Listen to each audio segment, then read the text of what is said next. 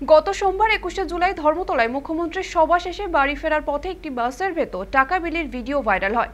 ঘটনার সামনে আসার পরেই উত্তাল হয়ে ওঠে উত্তর চব্বিশ পরগনার দত্তপুকুরের কাশিমপুর এলাকা। ভিডিওটিতে দেখা যায় এক ব্যক্তি কর্মী সমর্থকদের মধ্যে টাকা বিতরণ করছেন।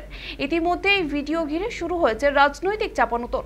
বিজেপি নেতা সমরজিৎ ঘোষের অভিযোগ, তৃণমূলের পায়ের তলা থেকে মাটি সরে গিয়েছে। কর্মীদের জোর করে টাকা দিয়ে সভায় আনা হয়েছে।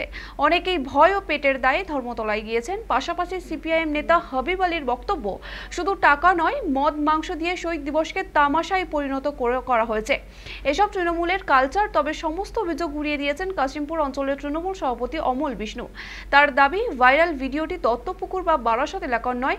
বিরোধীরা ভাবমূর্তি নষ্ট করতে মিথ্যা প্রচার চালাচ্ছে। তৃণমূল কর্মীরা অর্থের বিনিময়ে সভায় যান না। ভাইরাল ভিডিওর সত্যতা যাচাই করেনি সময় কলকাতা। তবে ভিডিও ভাইরাল হওয়ার পর থেকে রাজনৈতিক উত্তেজনার পারদ তুঙ্গে।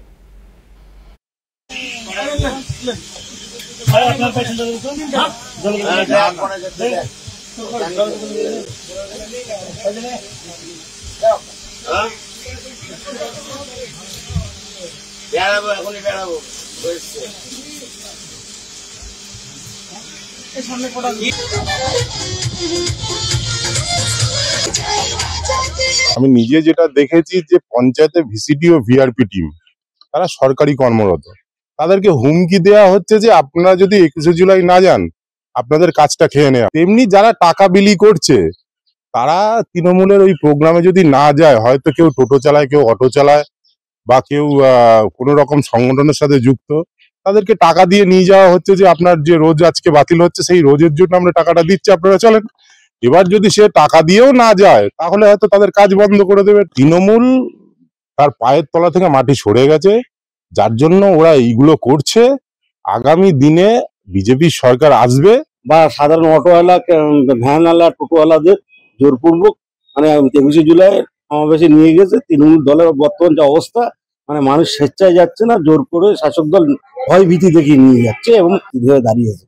শাসক দলের বর্তমান অবস্থা হচ্ছে একটা কয়েনের মতো, বাজারে আছে কিন্তু চলছে না। নেত্রী মমতা বন্দ্যোপাধ্যায়ের আহ্বানে আর তৃণমূল কংগ্রেসের প্রতি মানুষের এখনো কি আস্থা আছে, সেই আস্থা দেখেই কিন্তু বিরোধীরা নানাভাবে ভীত সন্ত্রস্ত হয়েছে এবং টাকা দিয়ে লোক নিয়ে যাওয়ার মতো অবস্থা দুর্দশা তৃণমূল কংগ্রেসের এখনো আসেনি।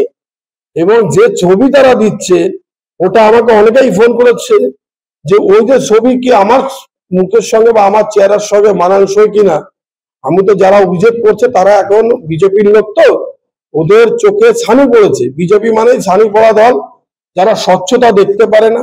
আর যেখানে বিরোধী বিজেপি, যারা কখনো সত্য কথা বলে না, যাদের বাবা নরেন্দ্র মোদী ঢপবাজের প্রতিযোগিতায় বিশ্বে 1 নম্বর মেডেল পাবে, তারা হচ্ছে সেই দলের কর্মী। তারা সত্যি কথার বাড়ি ধারতে যাবে। আমি ধিক্কার যে দত্তপুকুরে যে সমস্ত বিজেপি কর্মী আছে যারা মিথ্যা অপগণ্ডা ছড়িয়ে তৃণমূলকে কলঙ্কিত করার চেষ্টা, বিভিন্ন সময় বিভিন্ন ভাবে এআই সিস্টেমের মাধ্যম থেকে করা যায়। এখন বিজেপি চক্রান্ত করে বিজেপির লোকেদেরকে দিয়ে 4টা ফ্ল্যাগ ধরিয়ে দিলে, আমি যদি এখন বিজেপির ফ্ল্যাগ কাঁধে নিই, আমি বিজেপি কর্মী হয়ে যাবো? আমি তো তৃণমূল কংগ্রেসের সভাপতি কাশিমপুর। এটা নানা রকম ফেক গিয়ে তৃণমূল কংগ্রেসকে টাকা দিয়ে লোক নিতে হয় না। মানুষ মমতা বন্দ্যোপাধ্যায়, অভিষেক বন্দ্যোপাধ্যায়ের মধ্যে আস্থা আছে, ভরসা আছে। তৃণমূল কংগ্রেস যা বলে সেটা করে দেখায়।